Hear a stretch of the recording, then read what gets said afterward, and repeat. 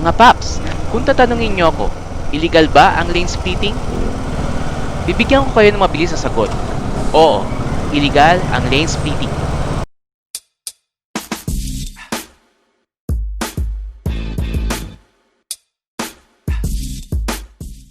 Pero kung sasabihin nyo, wala ka namang basihan eh. Mga paps, ready na ba kayo? Ang lane splitting ay illegal ayon sa LTO Administrative Order Number HSS 2008-015 o ang tinatawag na Rules and Regulations for the Use and Operations of Motorcycles on Highways. Ang administrative order na ito ay nababase sa Executive Order 292 na tinatawag na Administrative Code of 1987 at United Nations Vienna Convention for Road Traffic of 1968 at isa pa, ito rin ay nababase sa Department Order 96-693 Series of 1992. Oh, buhay ka pa?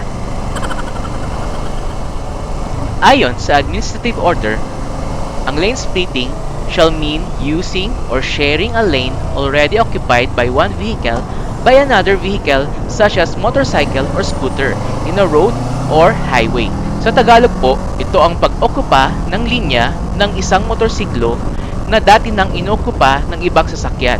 Ito po ay iba sa tinatawag nating overtaking. Ngayon, kung tatanungin nyo ako, inuhuli ba ang mga nagle-lane splitting? Well, wala pa po ako nabalitaan na motorista o nagdadrive ng motorcycle na hinuli ng traffic law enforcer sa paglabag sa lane splitting. Ano naman po ang penalty pag ikaw ay nahuli sa pag-lane splitting? Well, hindi naman po na-specify sa administrative order, so we cannot determine based mismo sa administrative order na ito. Pero may possibility na nag-execute ng ordinance ang isang city or municipality kung saan mo na-commit ang violation na ito.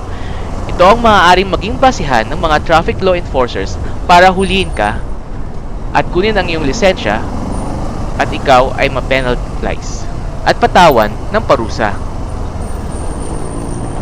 Ngayon, i-discuss ko naman mga paps kung bakit hindi ka dapat mag-lane splitting. Una, ito ay illegal base sa batas na binasa kong kanina lang. Pangalawa, ito po ay delikado. Maaari itong pagmulan ng aksidente kapag mali ang tansya nyo o hindi kayo nakita ng motorista na nakasabay nyo sa linya.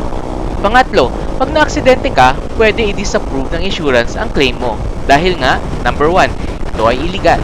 Pang-apat, pag na-aksidente ka, ikaw ang pwede i-declare na may kasalanan base sa police report. Dahil nga, balik tayo sa number 1 ulit, ito ay illegal. Karamihan sa atin ay guilty sa pag-lane splitting. Ika nga ng ilan, bakit ka pa nagmotor kung hindi ka naman sisingit? Pero, opinion ko lang po mga paps, maaari mo naman siguro gawin to, ngunit gawin natin na may iba yung pag-iingat at dapat lagi kang aware sa mga takbo ng mga sasakyan na nakapaligid sa iyo. Sana ay naliwanagan kayo sa maiksing diskusyon na ito. Mag-subscribe po lamang sa YouTube channel ko na Tom's Corner at follow nyo si Motom sa Facebook. Ride safe mga paps!